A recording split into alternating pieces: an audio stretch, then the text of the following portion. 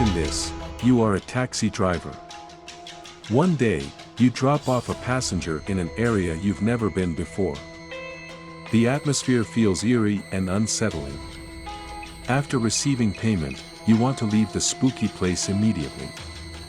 However, just about 10 meters away, the passenger calls you back because he left a package in the car. But when you turn around, you notice the passenger's face has changed. What would you do? Would you stop or keep driving?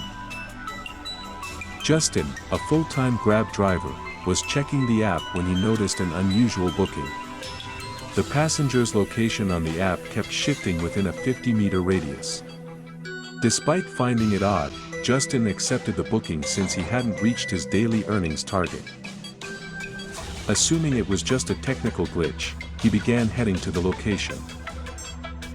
As he approached, the passenger's location suddenly stopped moving, and Justin managed to pick him up at 4:30 p.m. According to the app, the destination would take about an hour and 30 minutes to reach, which is around 6 p.m. As Justin got closer to the destination, he realized the area was unfamiliar and a little strange. He had never driven anyone to this place before. Following the passenger's directions, they arrived at a gated compound. The gate was about 10 feet high, made of a metallic material that looked like shining stainless steel. Justin stopped and waited while the passenger made a call for people to open the gate. Once the gate opened, Justin drove straight down a 100-meter-long road. The area on both sides was pristine, resembling a golf course, with neatly planted palm trees lining the road. Soon, they arrived at the entrance of a large house where two people came out to greet the passenger. The area was brightly lit, like a resort. While waiting for the fare payment, Justin glanced around. The owner of this place must be a billionaire, he thought.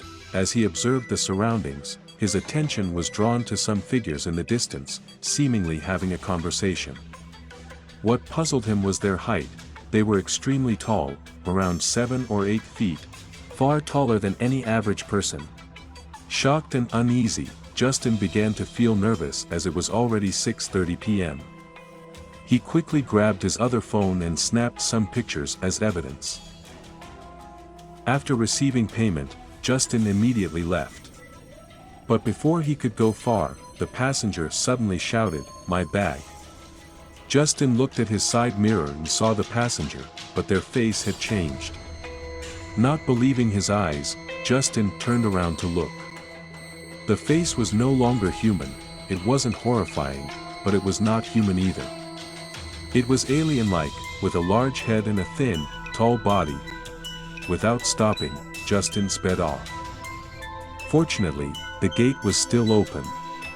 While driving, he thought to himself how lucky he was to have installed front, interior, and rear cameras in his car to capture everything for social media. Once he reached a public area, he stopped to review all the footage. Everything was recorded, including the photos on his phone. "Fantastic," he said to himself, smiling. He was thrilled and planned to upload it all to social media. Before continuing his journey, he glanced at the back seat and noticed a small bag. Fear gripped him again, as he wondered if the creature would come looking for him. Quickly, he drove off. As his car moved, he heard the passenger's voice calling for the bag. Looking through the side mirror, he saw only a bright light shining from behind. Panicked, he pressed the accelerator. But as he looked forward, a large truck appeared directly in his path. Before losing consciousness, Justin thought to himself, "I think the car swerved into the wrong lane and collided with an oncoming truck." Images of his wife and children played in his mind like a replaying video over and over again. Then everything went dark. Justin woke up to the sound of someone knocking on his car window. When he opened his eyes, he realized he was still in his car, with a police officer knocking outside. He looked around the interior of his car. Everything was still intact. He looked at his hands and touched his face. There were no injuries. He was wondering, what just happened? He looked at the bag on the back seat, but it was gone. Stepping outside as instructed by the police officer, he found his car safely parked on the roadside. The policeman asked, "What's the problem, sir?" Justin replied, "Oh, nothing. I was just feeling so tired and took a nap." The officer then asked, "Have you been drinking alcohol?" While inspecting the car with a flashlight. "No, sir. I don't drink," Justin responded. Satisfied, the officer advised him to drive carefully before leaving. Justin got back into his car and immediately checked all the cameras and his phone. To his dismay, all the recordings and photos had disappeared. He couldn't understand what had happened. Was it all a dream? He checked the taxi app to confirm the passenger's details, but there was no record of the booking. Justin was deeply disappointed when he realized he couldn't upload anything to social media as planned.